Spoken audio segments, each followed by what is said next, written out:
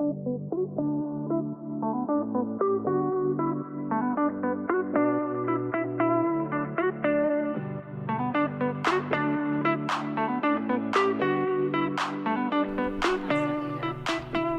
you like to see us? Yeah, because I'm a conversational kind of person. This is going to be... Are you? Just get it and tweet. Are you really going to sit there? I'm just trying to I keep trying to talk. I'm talking to JJ Watt right now, and I'm trying to I'm talking to JJ Watt. I know JJ Watt on the wall is always there encouraging us, teaching us to do our best. If this could just turn around. All you have to do is mess with the cord.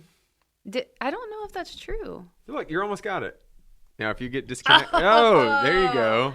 See? We did it. It worked this time. Okay, awesome. Yeah. And how's your mic, Paige? It's excellent, It is.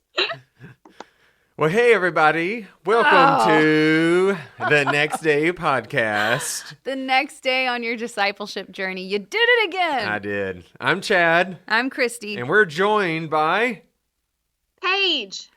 Woo! I know Paige is video calling in to us. She's way over at the West Campus.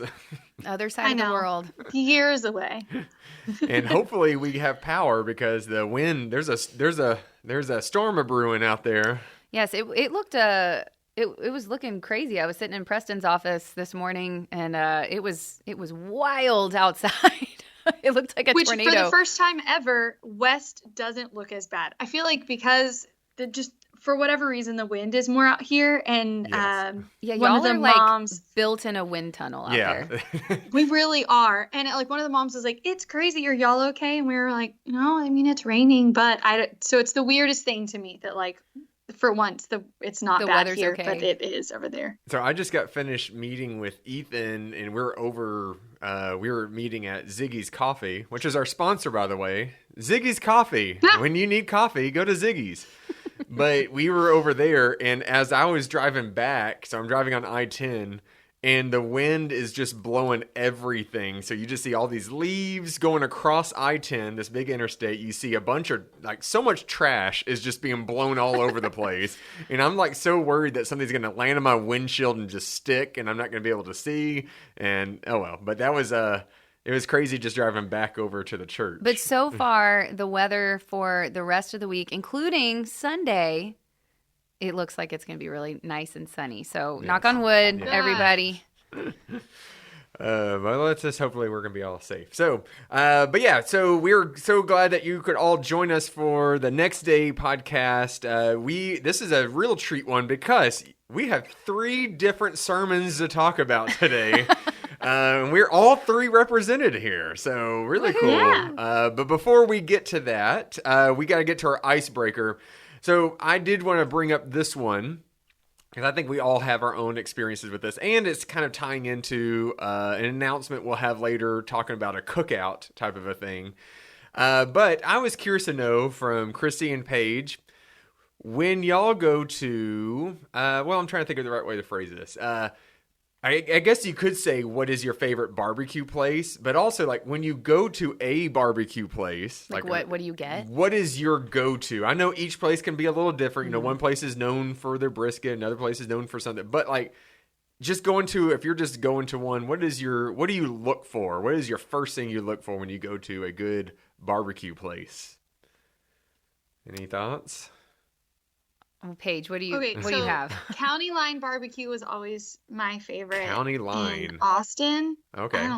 Everything here has not measured up yet. I'm sorry. Ooh. Okay. I've been here for 12 years. I need to find a good. Good Company Barbecue is always an easy go-to, but I love brisket, and then I love the sausage. But I also if your potato salad isn't good, I'm going to judge you. I'm going to judge you if your potato salad is too vinegary, or I don't like it when you combine the potato and the egg salad. I don't mind egg salad, but I want them separate. I don't want them together. What about potato salad that has raisins in it? Have you heard of that? No. What atrocity is that? Raisins? Yeah. I feel, when you said that, I'm like, Have I had that? I mean, I've lived in Texas, in this part of Texas particularly, for so long. I'm sure I've had it. There's a trend, No. and Sable has informed me of this, that there's a trend out there where Black people will have their own, like, they criticize white people's potato salad, saying it's bland and they put raisins in it. That white people put but raisins I'm wondering in if that's it? like a No. different region, because I don't know about down south if that's true for everybody, because I've never had, I don't know. I will tell you, the people who put like potato salad and egg salad together are typically white people who are just like, it'll just be, we'll just like, you know what I mean? So yes, one of my old coworkers at my last church also, she'd be like, I need to know who is bringing things to the barbecue before I decide if I'm going to eat first or not. She was like, because I need to know that I can trust what you're making first. But I am with you now. I will say potato salad is like my least favorite of all things. But I will say, but Paige, going with what you said, if I'm going to a barbecue place, I look for the sides. If they don't have good options for sides, that determines to me if I'm going to come back or not. I don't know. Like, I know some places can have good meat, and like some places can have the best brisket and all this other stuff. But to me, if you don't have enough good sides for me, then it's like, okay, I'm not coming back. Like, so I'm always looking for good pinto beans. I'm looking for good cream corn. I'm looking for good mac and cheese. I'm looking for that type of stuff. And if it's just generic, just bland kind of stuff, I'm like, okay, well, I don't really want to come back here. Or for a Sable, if they don't have good fried okra, like, like that 100% would determine if she'll go back if they actually have good fried okra or not. That is completely true. Fried okra, yeah, it's an important piece. I think I'm not like a big like barbecue connoisseur. However, if I'm thinking, like, my first thought when you're like, where do you go for good barbecue? It's James Schuler's house. Oh yeah. So just a good church member. Yeah. Yeah. Yeah. No, he is like, this is his craft. He loves to do it. I've never had like better barbecue, honestly. Like, I mean, I'm sure I've had like great barbecue in other places, but like I said, I'm not super picky about it. I'm just like, it has to be like salty and seasoned, obviously. I love ribs. I don't like how you have to eat ribs, because I don't really like to like gnaw on bones necessarily, but I love like pork ribs. Oh, so good. Oh yeah. Yeah. But and then like Ashley will always make some like awesome, sides. And so anyway, and they feed me for free, and it's the best barbecue place ever. I've heard him talk about barbecuing and doing all that like plenty of times, but I've never actually had it. Now, it's so I good. went over to their house for like a couple of years ago. It was like a Friendsgiving kind of a thing, and there he was deep frying a turkey barefoot, by the way. And he's like barefoot, getting close to this boiling like oil everywhere, but like so that was all good, but I never actually had his barbecue, even though I've heard him talk about it. I will say the barbecue at the Passover meal, which I know that doesn't sound like it goes together, but they serve barbecue at the Passover meal, and I've always really liked that. I don't know the company that does it. You were there, Paige. What do you remember? Oh, it's going to come to me right as we turn this off. Yeah. But it was so good. It was really good. It was really good. It was very delicious. We had some friends who weren't expecting it there were just so many people, right? So they ended up, their kids were like losing it. So they left, and I was like, friends. You missed out. You missed some great barbecue. I think it's somewhere in Sealy, I think. I'm trying to remember outside of Sealy. They come from way out, so they stopped and grabbed it and whatever. And yeah. Anyway, it was delicious. That was really good. Yeah. I'm like, the Passover, come for the Passover, stay for the barbecue. Yeah. Yeah. So other than the sides, I know I also I'll try the different meats and all that. But man, to me, if a good barbecue place has good catfish, which a lot of them do, I'll go for that, because it seems like. What? Yeah, like a lot of barbecue places have really good catfish, and sometimes they'll have all you can eat. I've literally never had catfish at a barbecue place. I'm judging you right now. I love you, but I'm judging you. I don't know. We listen and we judge. I know. Well, that's what I would go for, or that, or a good brisket. I guess I've been mentioning brisket this whole time, but yeah. Anyways. Whatever y'all's favorite barbecue place is and what you look for, let us know. Maybe send someone's going to correct us on something, saying, "What's wrong with raisins in a potato salad?" Or something like that. Well, it's okay. You're entitled to your own opinion, and everybody's taste buds are beautifully unique. So some are worse than others. I don't know. But other than that, we're not here just to talk about barbecue, but we're here to talk about the sermons that you got to hear on Sunday. So if you were in the Element, you got to hear me.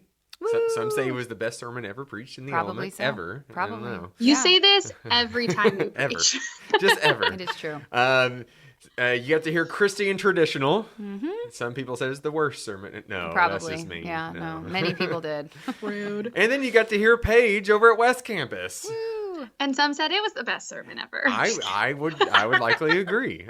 This was your second time preaching, right? Is that correct? Yeah, it was. Is that second time at West, or how many times have you preached prior to that? Second ever. Oh wow! Right. Yeah. Yeah. All So right. it was really nice. Yeah, we were just all scattered. I know Preston had a wedding he had to go to that was already scheduled, so he had to be out of town. Carl was on vacation, so he was out, and so we just all kind of shuffled around. We decided, pull me out of the element since the other venues had their pastors that were typically there were gone. So it was like, let's just it's all fair game this week. Like nobody gets their regular person. Yeah. Everybody gets a new slice of pie. It'll be That's great. right. Exactly. And for the most part, I don't know, like Paige, you continued with the sermon series that Carl was doing, right? And what was it called? Enemy? Who is my enemy? But who is my enemy? So you continue with his series, but then I think Christy and I, we both did just standalone stuff. So, but yeah, let's talk about yours, Paige, first. Because yours is continuing with Carl, and it's been a very interesting series because I'll admit, the intro video, the bumper video is very ominous and scary, and like it sounds so dark. much so that guys at the 9 a.m. I didn't realize it was the bumper video. I thought something had frozen. Like I didn't realize it because I'm always working with the children, right? And it was like the music was scary, and I was like, "Oops, something's going on back there." So I got up there and started talking and started preaching at 9. And afterwards, Sweet Mark was like, "Hey, Paige, you got to let the bumper video Yeah. go away." And I was like, my bad. I didn't, just because I'm not inside the sanctuary, right? Like I was like, I didn't know. And I was like, it was so scary. Like the music was ominous. And I was like, oh, that can't be what's supposed to. And like got up there and I was like, hey guys. It is always funny following certain bumper videos. Like there was one, I can't remember what it was that we did, but it ended with like this, like doom, doom. Like it was very like boom. Oh yeah. Yeah. Do you remember that? It was like very like weird and like I would describe it as ominous also. But every time I felt like I had to start out going like, ooh, hey guys. Yeah. But and so for people listening on the podcast who usually listen to the sermons, now I will admit I do just go for the generic bumper video for the West because it doesn't come up. It just sounds like it's so low and it's so. I'm like, okay, I don't know if people would just turn this off immediately. Like something's wrong. I don't know. So, but if you want to listen to it, make sure you go to our YouTube channel. Actually, you get to see it, and you see that because there is text also, which is a part of it. Right. As you're reading the text, you're hearing this music, so it's more fitting to actually have it more of a visual. But Paige, you were continuing with this. Was it Who Is My Enemy? But Who Is My Enemy? But Who Is My Enemy? And so you kind of closed it, right? And I thought it was a great way to close it because the people that Carl's talked about has been who? Zacchaeus, and he's talked about Paul. Yes. So Saul's conversion and becoming Paul, Zacchaeus, who I guess being in children's ministries, I didn't realize all the stuff until like all the stuff that Zacchaeus was doing. He was just the wee little man in the tree, right? I know. So, it's funny when you unpack those children's stories and you're like, whoa. He was just a wee man who liked to climb trees. I don't get it. It's like Noah's Ark. And I was like, Noah's Ark, you're like, more than just a tree climber. Yeah. Okay. He was a traitor to so many people. Oh, and Naaman, yeah. And Naaman from the Old Testament. So it kind of went Old Testament, Jesus's ministry, immediately post like Jesus's ministry. And then mine was talking about as Peter had been out and came back from Joppa and Caesarea and was having to explain himself to the council in Jerusalem as to like why he baptized uncircumcised people. And so kind of like turned the question, but who is my enemy, on its head a little bit. Because while, yes, other groups like can be our enemies, sometimes when we try to push them away too hard, like we end up becoming the enemy to what we're trying to create. Totally. So that's kind of the angle we went at it with. Which you did a phenomenal job, because summarizing and doing a great job talking about Mean Girls. And like the movie? Yes, like yeah. So Paige, as I was listening to your sermon, it's coming closer to the end, and I heard you mention Mean Girls, and in my head I was like, oh geez, like how long is she going to take to trying to describe this? But you actually narrowed it down and gave a very precise way and made it fit, and I was just like, oh dang, I'm impressed with that. 6 sentences, friends. Yeah. 6 sentences. Because Mean Girls can be, I like it. Anytime it comes on, I always get caught up watching it. Like, have you seen it? Oh, Mean Girls? Oh, yes. Oh, yeah. Oh, I've seen one. You lived it. You were the mean. Good for you. No, I was not the mean girl. I was very much the opposite. I know. But, well, because basically I just was like Regina George, Katie, then, somebody gets hit by a bus, and it's great. And yeah. here we are.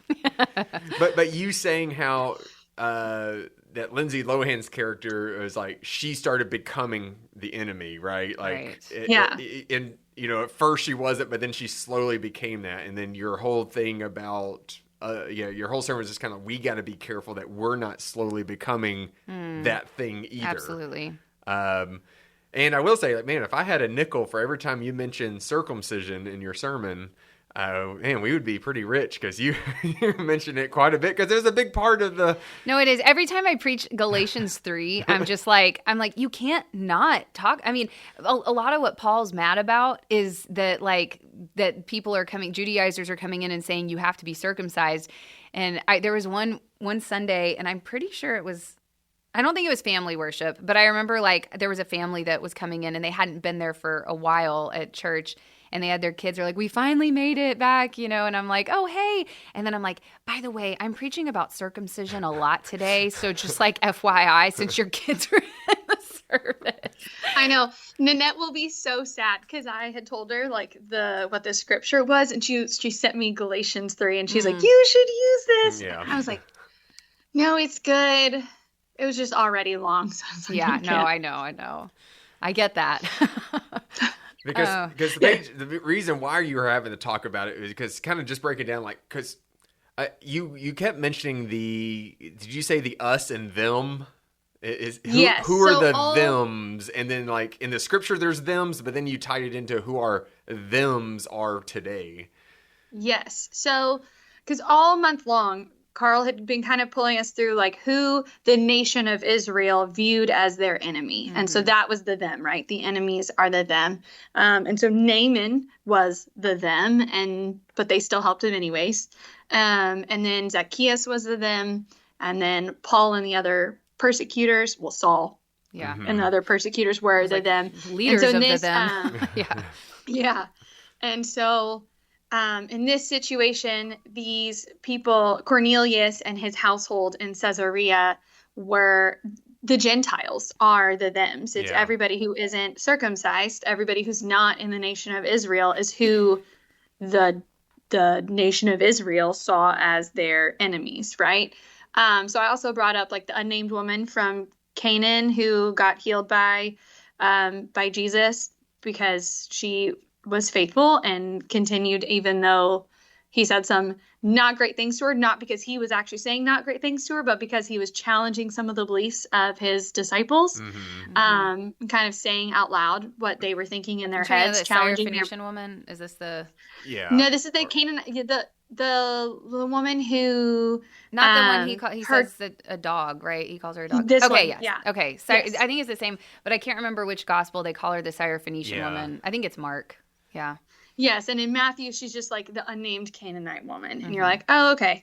And yes, and so she's, one of two people he says are of great faith, because she just persists. And so I kind of try to use her to transition that from like, these people are the others, but she came from also another, right? And continued. And if you were met with bigotry or hatred or disinterest, like the disciples didn't want her to come talk to him because they were just disinterested in her issue, right? They're like, no, you're not an Israelite. Like, we don't want you here. And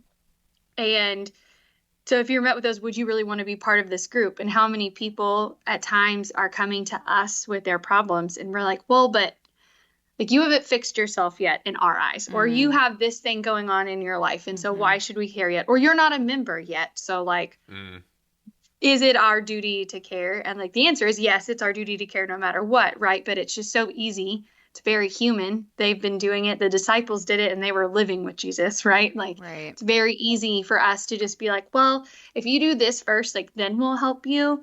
And so it's just trying to get us all to realize, like, how many roadblocks are we putting up for people before they feel like they can walk in our doors? And that's a pretty big roadblock of circumcision.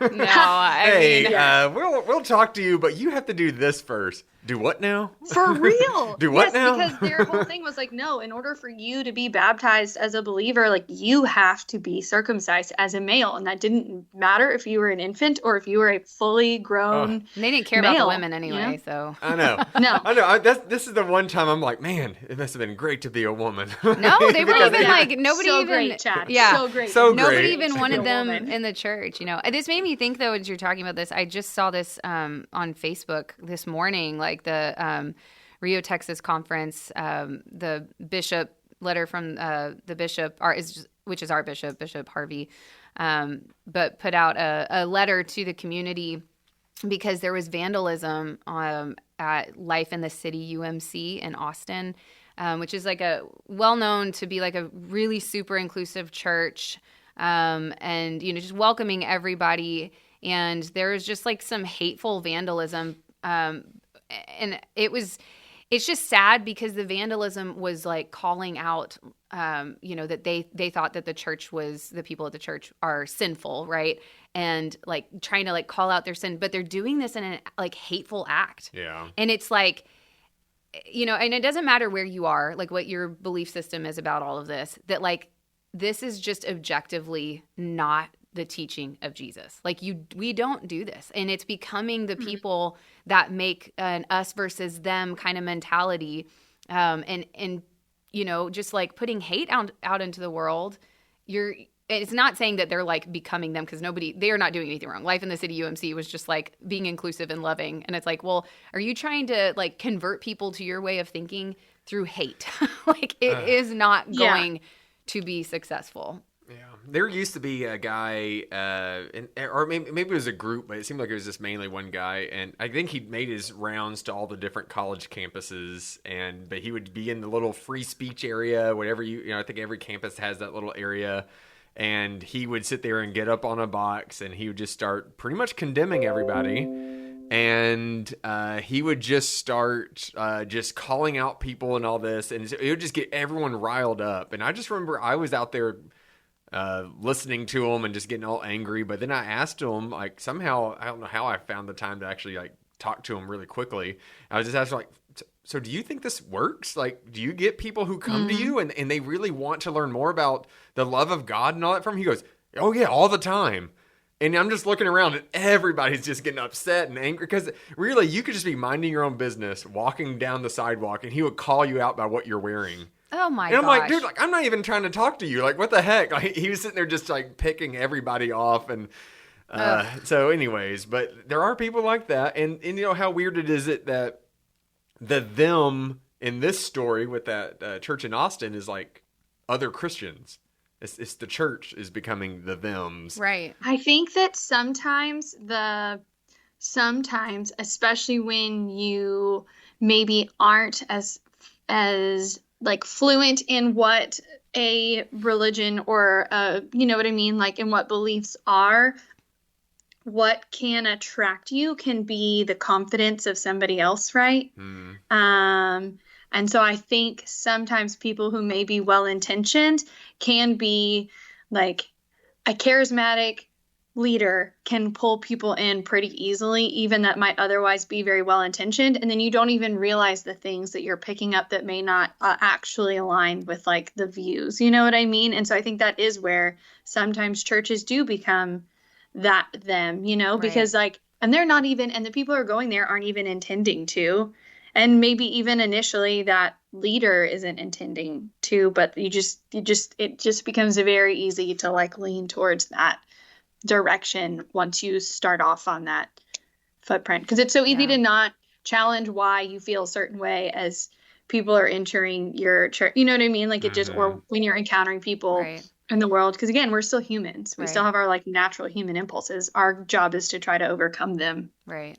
And I think just like leaning into, again, the teaching of Jesus, right? Instead of like looking at the world of enemies that, you know, that you have out there, that you look at everyone with compassion and with humility, and, you know, like that just leans us closer into this, you know, desire for unity that that Jesus has for us, right? And you know, it's always a good sermon when you bust out the book of discipline.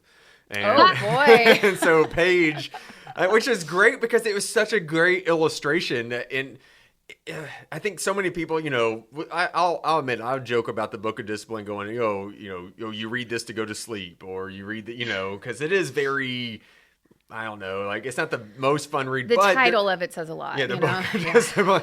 But Paige, what you read there really tied into what you said. It's just like, hey, here's what we believe as Methodists is all people are welcome to come here to worship. We should not be doing anything to hinder groups of people from coming into our place of worship. And I just find it so hard to believe that like some people would actually argue against that somehow. I'm like, what good is it then? If you believe all these things, or if you believe someone's sinful or all this, like, why would you prevent them from coming to the place that could heal them, right? We come and worship, and it's means of grace, right? Like just waves of mercy and means of grace. Waves of mercy, waves of grace. Okay. No, I think that makes total sense. So, y'all both hear all the time. Philip is in a workout group, right? Like F3. So he works out with men who happen to be in many different, like, not even all Christian, right? Like all sorts of different faith worship traditions. Yeah. Yes, because their faith just means you believe in something. In F3, it just means that you believe in something bigger than yourself. So they have, but in Katy, it leans heavily Christian, right? Because it's in Katy, Texas. But it was interesting because they've had this similar conversation has been bubbling up recently in there, because some of their groups their AOs is what they call them, have devotionals and different things. And so this conversation keeps brought up, and I think everybody in good faith is trying to talk about it, right? Like with good intentions is trying to talk about it, what it means. And Philip was mentioning, he's like, I think the hardest part is that nobody realizes if you have that worldview, your worldview isn't that you're trying to keep people away. You're like, no, perhaps your worldview is, I want you to come here so that you are fixed. And it's like, well, but we also aren't necessarily called to fix people either. Right. And who's saying, one of my like main points yesterday was, how do we know that they need to be fixed? How do we know that definition of what is us hasn't expanded to include them the same way it's expanded to include me, you know? And that, and I think that is where you can accidentally lean into the accidentally harmful way that we become the enemy, because it's not with like malintent, but it is, you're like, no, come believe here, because then you'll start believing and then you'll change your ways. And it's like, well, how do you know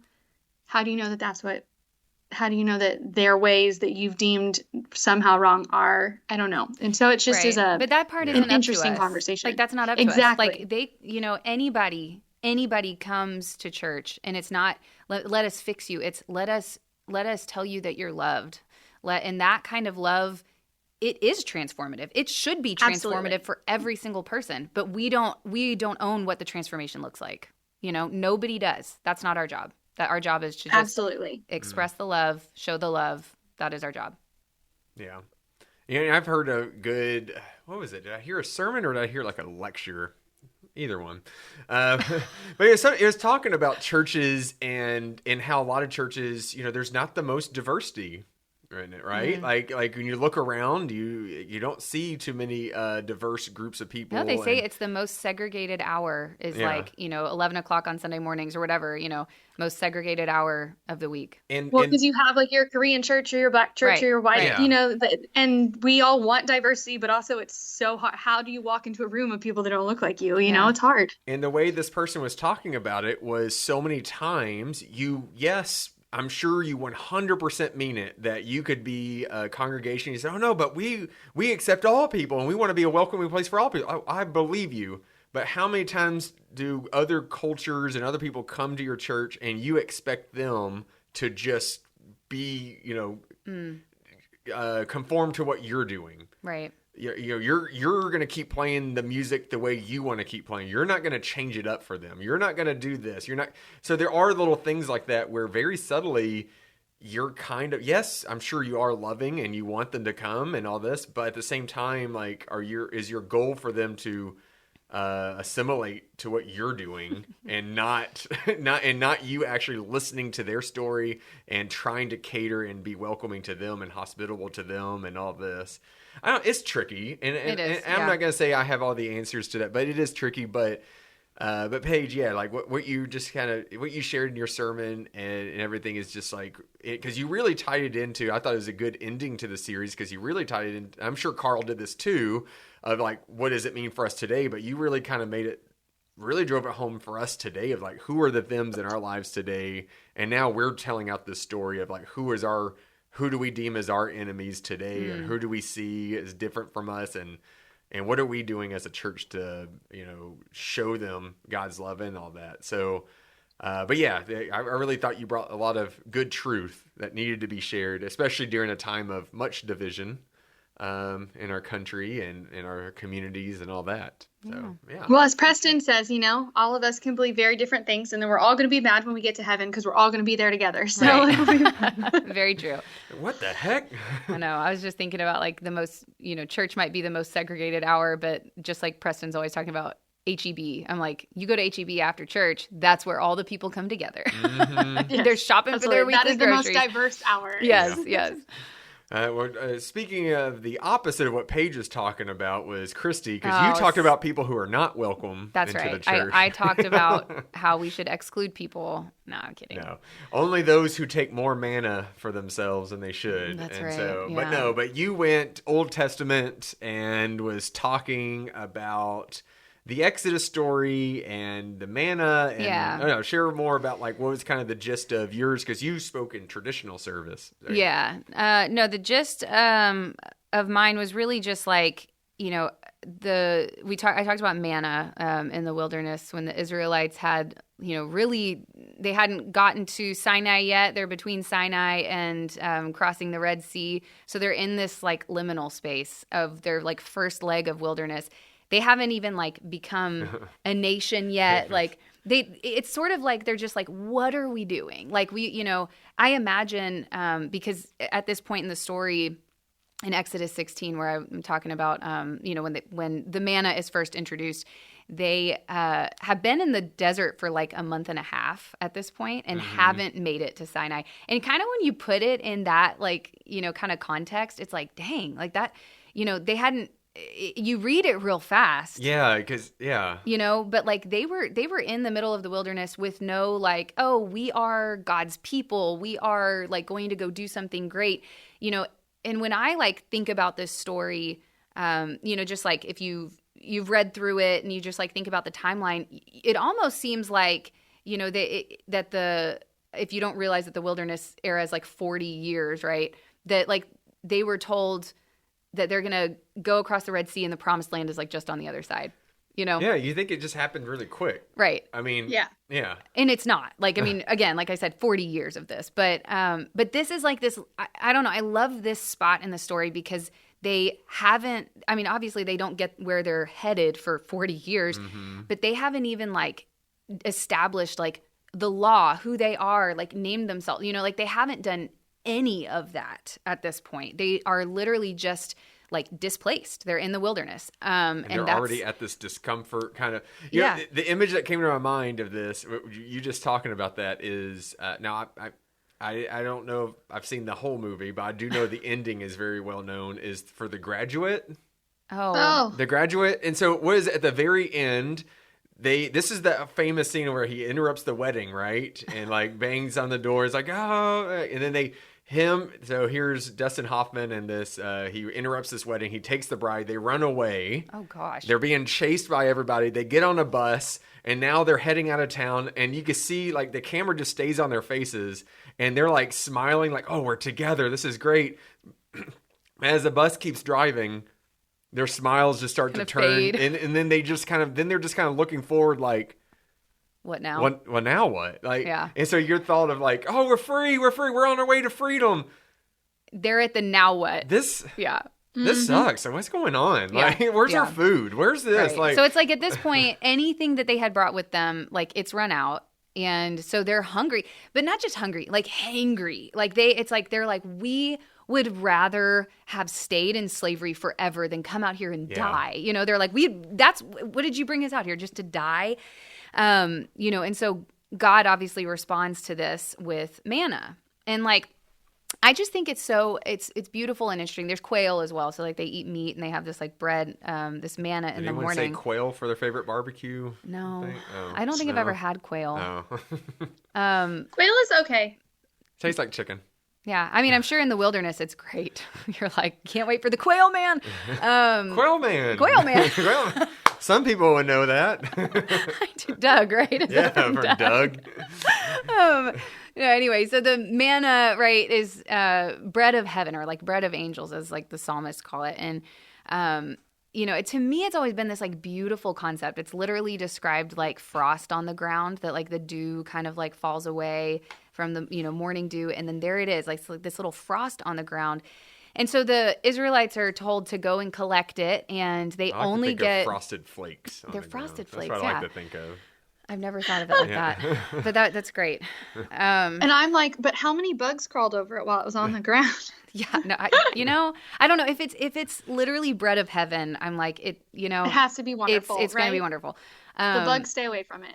So they would go and collect it, and they grind it into a flour, and then they make bread cakes with it. So that's like what the manna. It's not like little like tiny pieces of bread, like it's a flour, right?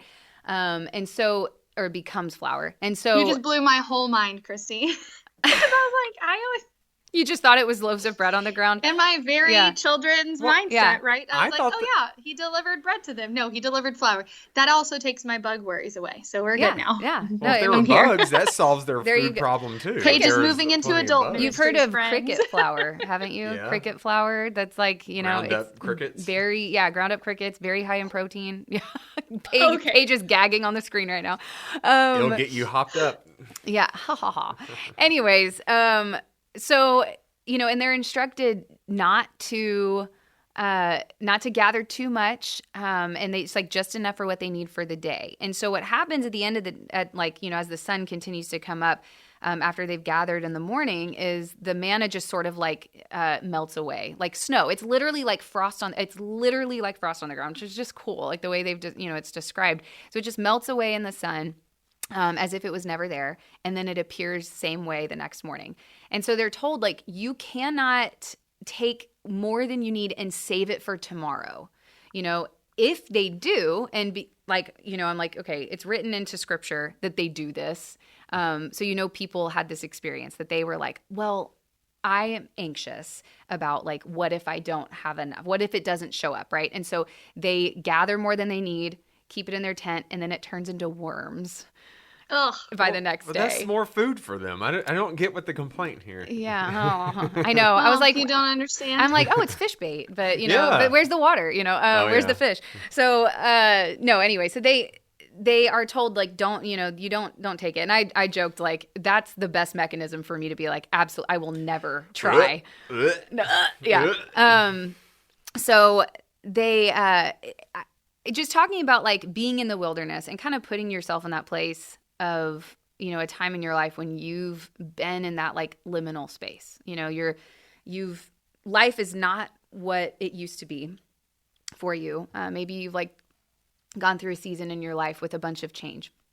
And I didn't like really go into like what that might be in the sermon, but like, you know, I talked about like just waiting for school to start, very lighthearted, but you know, deep down I'm like, it's a silly example because like we've been through seasons like, you know, that are really tough. Like maybe it is like you moved to a new place, or maybe it was the loss of a loved one, or the loss of a job, or a change in careers, or just like, I don't know, all sorts of stuff, you know, that we find ourselves in a bit of like a wilderness state where we're not quite sure what the next thing is going to be, or when we're going to feel settled again.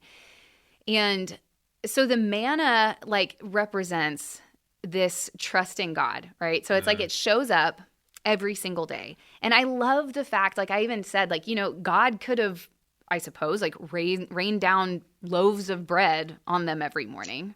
You know, like you imagine, Paige, right? Like Paige imagines. Yeah. Like I suppose it could have been that way. Like, you know, God's God. Like what is it that God cannot do? It's like cloudy with a chance of meatballs. Yeah. It's like Can hamburgers. we have the cheeseburger? Anyway, so, you know, it could have been that way, I guess. But like the manna was intended for something more than just like food provision, I believe. Like I believe that the way that it was gave order in the chaos. Like every morning they would get up and they would gather and they would prepare, you know, they would prepare the flour and they would bake their cakes for the day. And that gave them this sense of like control in the chaos and routine in the chaos, right? That like we have this partnership with God. It wasn't just like, okay, yes, God provides, but we do something with the provision, right? Like it wasn't just like, okay, hey, thanks for the bread. See you later. See you tomorrow. Like, you know, it's like they had some agency in what to do with that. Like they could even be creative. I don't know. Like I'm assuming they just like made bread cakes and wafers and all of that they're used to. But I'm like, what if like there's some culinary prowess in the camp? You know, who knows? Like there could have been. It's not written, but like, maybe, you know, let's use our imagination. They played their own rounds of Is It Cake? Yeah. And so they had all sorts of stuff. They're like, oh, they played Chopped. Whoever you had to go back across the Red Sea. No. So anyway, you know, so this provision was there for them every single day as they're in the wilderness, like morning by morning, every single day. This is what they did. And I love too that like, okay, so the manna is Hebrew for what is it? Yes, I was about to say, Yeah. like, I don't know if I've ever heard that. And I've heard this story. I've taught on it plenty of times. I don't think I ever knew that. Yeah. So it's the Hebrew word for what is it, which is what they say. It's like it shows up and in the wilderness and they're like, you know, they literally ask, what is it? It's kind of like at some church potlucks. You're going down. You're like, what is that? What is that? What is that? What manna? It's manna. Mayonnaise. Man. But they, you know, so it means what is it? And I just love that response so much because it's like the most human response to something that they're just like, I don't know what this is. It's unfamiliar. It's unexpected. You know, like I don't recognize it. But I love that it's just, you know, it's just like this ungrateful kind of response. You know, what is it? But what is it? What is it? It's food. But what is it? So anyway, but I love that. And in the way that like, this manna also represents for us, like not just like God's provision, like blatant provision, again, like raining down loaves of bread, provision of like order within the chaos, right? Like which is what we see the manna like function as, but it's also like very peculiar. It's not what they expected. It's not what they would have looked for, you know? And I just, you know, I come back to like our lives and I'm like, how many times in our lives is there manna and we don't even like see it? We don't realize that is the blessing we've been praying for, you know, that it's this peculiar, mysterious kind of thing in our lives that, or maybe you know, it looks like something that is less desirable. You know, it's not something that we would have exactly, you know, thought up if we're like, you know, hoping for some blessing. It looks very different. But it turns out that like it's exactly what we needed, you know, in the same way that like the manna just, you know, it gave this like this order within the chaos. Kind of like this is enough, right? Right. Like what there could be things in our lives that we don't even realize but this is enough right here. This is enough. And it's enough for today. Yeah. And that's what's like, I talked about how in this like back to school season, like we're not quite there, like back to school is next Wednesday, but we're like in liminal space right now. And I'm like, I'm talking to mostly the parents with young children that I'm like, if like, what I'm talking about here. Like, Paige, you're nodding your head. Like, it's like, yes, we all know this feeling of like, okay, it's coming, but it's not here yet. And it's coming fast. And it's like, I have this need for control in seasons like this where I'm like, I just need to do something. So I was just like, the whole, story I told in here is like meal prepping, and how for some reason I have absolutely fixated on this as like my coping mechanism. But, and it's funny to think about that in terms of manna, where they're told like, you cannot keep it, right? You don't keep it for the next day. You do this every day. This is the rhythm and fabric of your life, is trusting in God for what you need today. And then but that's so that, hard. Yeah, I know it is. And I'm like, I'm saying this too as someone who like went home yesterday and meal prepped for the week. And I'm not saying that there's anything. Did you not learn anything? Yeah. There's going to be worms. I know. I'm not saying that like that's it's bad to like prepare for things. But again, it's like coming back to that. Where is your trust in your own control, or is your trust in God's faithfulness? And I love too that like the manna, like we read about this in Exodus 16, but they ate manna by this process every single day for 40 years. Ooh. And it did not depend on if they were worshiping idols. It didn't depend on if they disobeyed and turned their backs on God. It like, you read about this all the time. They're in the wilderness, that the people are turning their backs on God. The manna showed up every day. And that's what they survived. But also imagine being a child, because 40 years later, you could even have like grandkids, like you'll have at least a generation, if not two, that weren't there before, right? And so like being like, yay, we get to wake up and collect this manna, and like it's cool that we're fed, but you don't even understand why at that point. You know what I mean? It's like just so much a fabric of your life, Yeah. No, it's just part of it. It's beautiful to be able to see each day through the lens of manna, like the way that God is providing exactly what you need for today, and it might not look like what you imagined it would be, So anyway, that's what I preached about. That was very nice. Okay, well, Chad, your turn. Well, now Chad. Now for the better of the sermon. I talked about being humble. Save the best for last. I shared this with the congregation element about how, and I don't know, y'all tell me if this is true for y'all, that I find it way less stressful to work within the parameters of a sermon series, of being told. Oh, same. Yeah, of being told, hey, here's the scripture, do a sermon over this. Then I'm like, okay. Great. Yeah. All the thinking is sort of lined out for you. There might be some challenges with like, oh man, that's a pretty tough story, or that's a tough scripture. Okay. But when you're just told, hey, just preach on whatever, like there's 1,000 things going through my mind. Whole Bible? Of like, what? I don't know. So I really had to reflect. And so, I don't know, some people could label it as kind of a downer of a sermon. Oh gosh.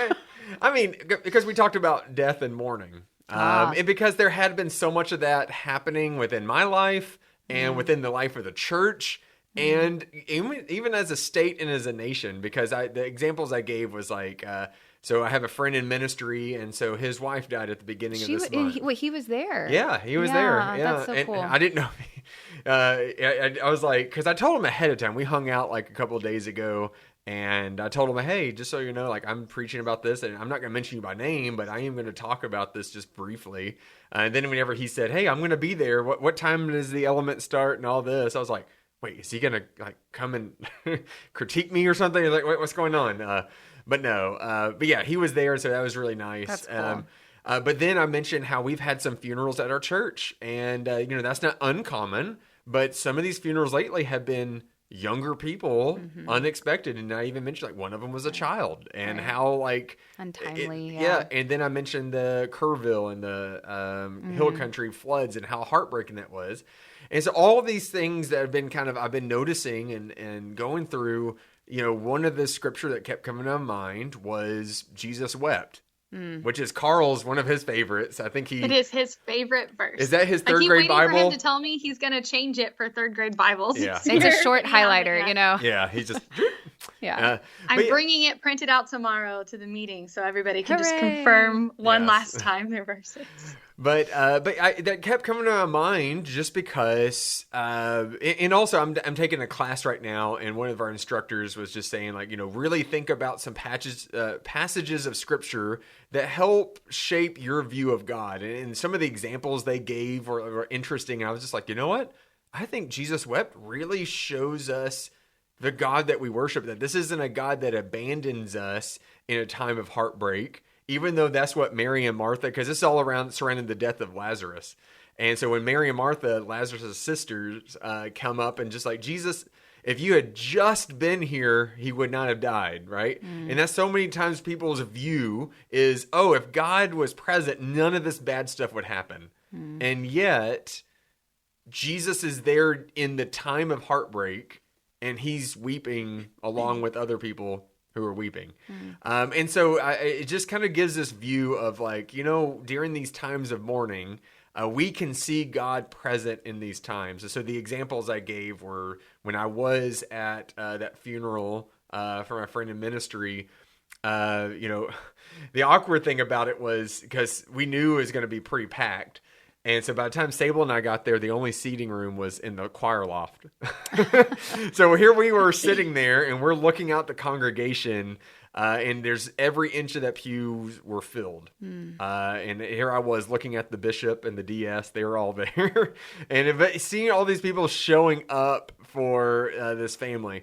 When I mentioned the funeral of a child at our church who died 7 years old, right? Like, yes, Livy was 7. Yes, and like I mentioned how like I was out there greeting people, and because our church is so confusing to find, like where the sanctuary is, so I was out there helping point, and I shared campus, yeah, very confusing. Yeah, and so I was sharing with the congregation, like, in my head, I was going to be out there because there was the visitation and then there was the service. Right. In my head, I was like, okay, I'll go out there just a little bit before the visitation, point people. I'll go inside, rest a little bit, get in the air conditioning, go back out before the service, and then point people.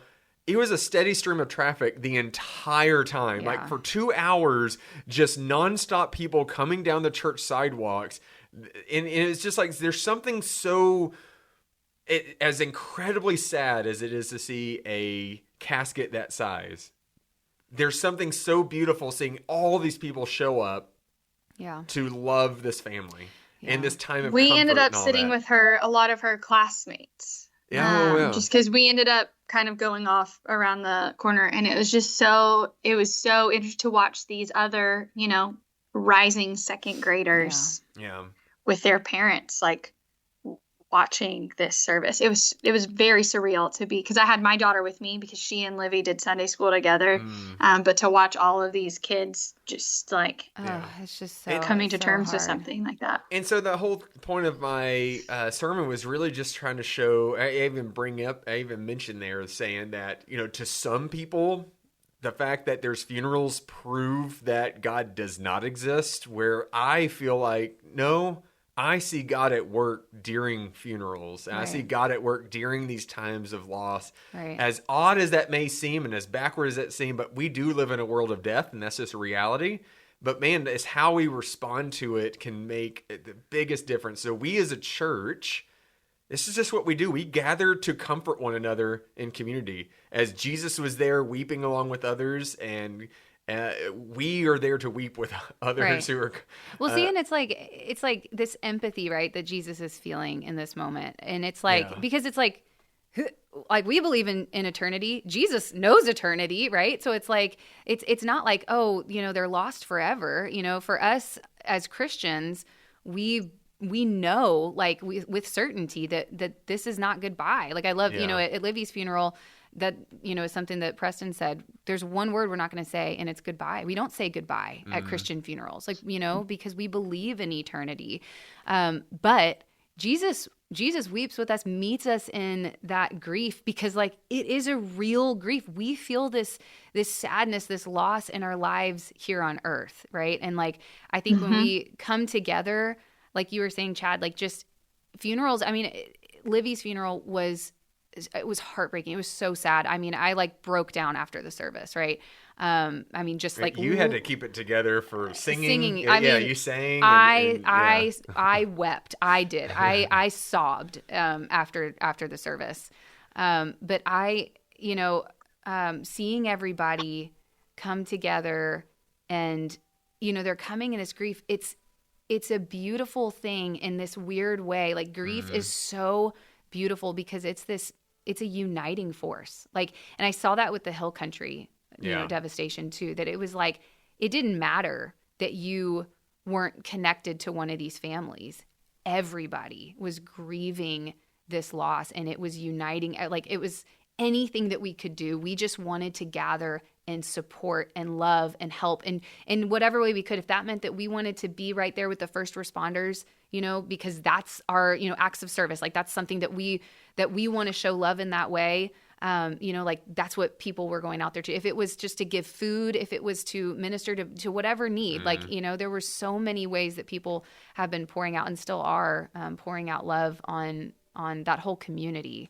And all of these families that lost their loved ones. And I just, it's a weird kind of thing, but grief there is so much beauty in it. That's what I kept saying. It's like this very perplexing thing, but that's pretty much what it was. And the other memorable moment, I don't know how well the podcast version of the sermon will be. You just got to go maybe watch it on YouTube. But James Schuler, speaking of him again, oh no, he did a wonderful reading of our scripture. Oh. So. No, is it like a Gen Z or something? No, because you know what the scripture was? Just Jesus wept? Yeah. So just imagine James Schuler just having that, coming up on stage, opening a Bible. Of course, he dropped his bookmark, so he lost his place in the Bible. So in front of the congregation, he's flipping through the pages. He's taking some time, and he finally gets to his place. Jesus wept. This is the word of God for the people of God. Oh my gosh. I am going to have to go look at this. It was wonderful. When the cat's away, the mice will play, It was wonderful. So a little bit of humor in a very kind of mournful Which sermon. Is like, I think that's very much the church. Like we live in this world where like you might come in after the absolute worst week of your life and sit next to someone who had the absolute best week of their life. Mm-hmm. And we are the church together, Yeah. I think it's a beautiful thing. I am the church. You are the church. We are the church. We are the church together. Okay. All right. Well, those are our sermons. Make sure y'all go and listen to them. And let's get to our ministry shout out, which I will say the men's group, the men's morning group last week were very excited that we gave them the shout out because we got a good email just saying, we're so glad y'all gave us a shout out and come on and record y'all's podcast anytime at Humble Grounds. So maybe one day. We need to do that. We got to figure out how to make that work. But our ministry shout out this time is, we have two of them. One of them is coming up this Sunday and it's the blessing of the backpacks, all during the services as we're, as Chrissy mentioned, we're in this time waiting, and it's this anticipation waiting for school to start. But here's this time to celebrate all those going back to school, teachers and students and all that. But we do a special blessing of the backpacks for all the children and students and everyone going back to school. But then after church, to really celebrate, we're having a big cookout. Woo! Yeah. So come on and get your potato salad with raisins and all that. It's going to be wonderful. But this is at West Camp. Raisins, Chad. Yeah. Stop putting that in people's I'm pretty sure we're not having potato salad, I think. I don't think we don't want to poison anybody if it's been sitting out too long. Somebody's going to get angry at me because they're Meemaw's favorite recipe for that. You can have your opinions. It's fine. But anyways. Like people who like fruitcakes. Yeah. Like, Somebody must. They keep making fruitcakes. Oh, we'll get to that from Christmas. So, but both campuses are going to have a cookout, something after the 10:30 services. So if you are going, stay afterwards. There's going to be games and just fellowship and good food and just hanging out. So so definitely stay for that. And then in a couple of weeks, which is the August 27th, right? There's going to be some fun events at each campus. At the West Campus, is it trivia? It is trivia. Yeah. Yes. So with Zach Walters, right? Is he the trivia master? The right? trivia master. Yes, Zach Walters is going to be our MC. It'll be a lot of fun. That is And then gonna be y'all awesome. are doing cool stuff too. Yeah, We are doing. So we're doing more games. So yeah, like It's just a big old game night. You Yeah. know, choose your game, board games. We were gonna do like pickleball, maybe. Yeah, I'm still planning to go buy a net and so get a net to put up in our gym so we could do pickleball. But we'll also have table tennis and pool and all the stuff, and it'll be in the Wesley. We'll set up our 9-square set, Card games. which having a bunch of adults, and, so this game night is for kind of all ages. It's adults, students, even children. But we'll be hanging out in the Wesley Student Center and just playing all these games. But yeah, I'm just imagining having a whole bunch of adults playing 9-square. Which fun. have you ever played 9-square? Yes. Yeah, it is fun. So it's a favorite with students, and then even adults would have a blast. So that'll with be it. fun. And I know Zach always puts on such a fun trivia. Is so much fun. Y'all are. It's going to be great. So whether one you're thing we miss about the pandemic is the weekly trivia on Zoom. It was so fun. I looked forward to it every week. But no, it'll be fun. Whether you're going to West Campus, and it's sort of like functioning as a kickoff to our midweek events, because the following week on Wednesdays we'll be starting our big kickoff to midweek. So Wednesday nights are going to be really big. We are really, really pushing people towards Wednesday nights, getting involved, whatever age or stage you are at. There's going to be something for everybody. But come and just have some fellowship time and get together with your church family, just to play some games, some trivia, and it'll be a lot of fun. I'm super pumped. And eat some manna, Eat some manna. What is this? Or some potato salad. Yeah. Yeah. Same thing. What is if we this? found out that it was actually potato salad that they were eating? It was just they definitely put raisins in it. Well, anyways, everybody, you're welcome. But yeah, we're so glad that you could join us, Paige. And thanks for having me. Next week we'll be on a sermon series, That's talking right. about a really well-known hymn. We're back. I know, a sermon series. We're going to be talking about. Because he lives. Yep. You can face tomorrow. But this is a sermon series that Preston has brought us, and then we're kind of breaking down different lyrics from Because He Lives, that famous hymn, and just kind of what that hymn tells us about God. Yeah. So be looking forward to that in the coming weeks, and also school starting and all this other stuff. But y'all so can, much. I know, but y'all can catch all this next week on the Next Day podcast. See you next time. Bye, y'all.